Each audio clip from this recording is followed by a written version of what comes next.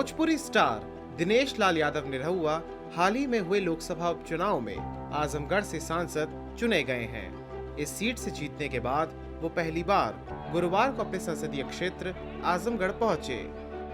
यहाँ उनके तेवर बिल्कुल अलग नजर आए। उनकी बातों से साफ तौर पर यह पता चल रहा है कि वो अब अभिनेता से पूरी तरह से नेता बन चुके हैं। अभी तो गाना नहीं, अभी सिर्फ काम करेंगे। अब गाना 1.5 साल बाद, क्योंकि गाना गाने बजाने का टाइम खत्म हो गया। अब सिर्फ और सिर्फ आजमगढ़ पे ध्यान देना है, आजमगढ़ के लिए काम करना है। इस दौरान निरहुआ ने अपने राजनीतिक विरोधी और समाजवादी पार्टी के अध्यक्ष अखिलेश यादव पर भी तंज कसा और समाजवादी पार्टी के गठबंधन के साथ ही ओम प्रकाश राजभर के सुर में सुर मिलाते हुए ये कहा कि एसी में बैठकर चुनाव नहीं लड़ा जा सकता है, उसके लिए जमीन पर उतरना पड़ेगा। अखिलेश पर निशाना साधते हुए उन्होंने आगे कहा कि चुनाव जीतने के बाद और क्षेत्र को और ज्यादा टाइम देना पड़ेगा।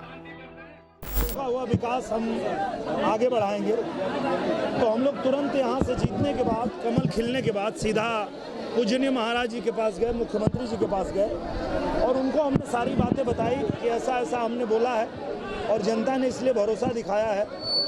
तो पूजनीय महाराज जी ने तुरंत आदेश किया संबंधित अधिकारियों को, डीएम सर को, कि 10 विधानसभा में, सिर्फ 5 नहीं, 10 विधानसभा में जितना काम है, जो भी काम है रुका हुआ है, वो सारा काम तत्काल शुरू कर दिया जाए।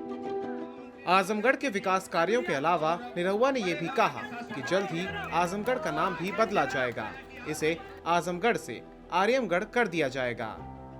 बीजेपी सांसद ने कहा कि आजमगढ़ का नाम बदलने से किसी को नाराज होने की जरूरत नहीं है। अगर हमारे घर कोई दूसरा आया और उसने हमारी नेम प्लेट हटा दी है तो हम अपना नेम प्लेट लगाएंगे, इसमें किसी को भी आपत्ति नहीं होनी चाहिए। अगर कोई बाहर से आया और उसने हमारे घर का नेम प्लेट निकाल दिया तो अब जब हम अपना नेम प्लेट वापस लगाएंगे तो किसी को क्या दिक्कत हो सकती है। अगर हमारा पड़ोसी या हमारा दोस्त मित्र, हमारे साथ रहने वाला कोई भी धर्म जाति का व्यक्ति, अगर वो ये देख रहा है कि कोई बाहर से आया और हमारे इस ज़िले का नाम चेंज कर दिया, बदल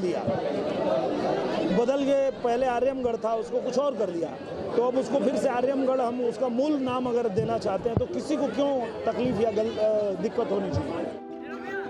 आपको बता दें कि लोकसभा उपचुनाव में जीत हासिल करने के बाद गुरुवार को आजमगढ़ पहुंचे सांसद दिनेश लाल यादव निरहुआ का कार्यकर्ताओं ने जोरदार तरीके से स्वागत किया।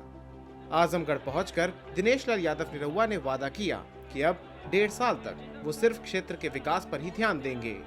जिले की सभी 10 की 10 विधानसभाओं में विकास कार्य कराया जाएगा। इसके लिए वो सीएम योगी आदित्यनाथ से भी मुलाकात कर चुके हैं और सीएम योगी ने भी संबंधित अधिकारियों को क्षेत्र में रुके हुए विकास कार्यों में गति प्रदान करने के आदेश दिए हैं।